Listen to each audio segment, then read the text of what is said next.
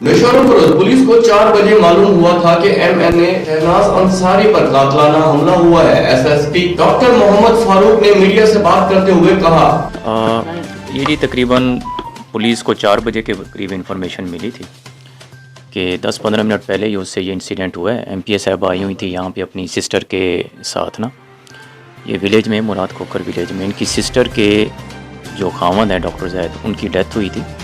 उनका 40वां था, तो ये यहाँ पे आई हुई थी। तो जो उनकी सिस्टर हैं उनका डिस्प्यूट चल रहा था अपने इन लॉज के साथ, ससुरालियों के साथ कोई प्रॉपर्टी का। तो वो यहाँ जब पहुँची हैं तो उनके जो देवर हैं वो अपने बच्चों के साथ आए हैं वहाँ पे, तो वहीं पे इनकी कोई तल्ख कलामी हुई है।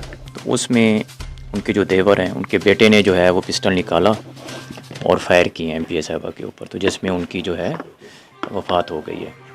तो बंदों के नाम तो क्लियर हैं, हम कोशिश कर रहे हैं कि उनको गिरफ़्तार करें।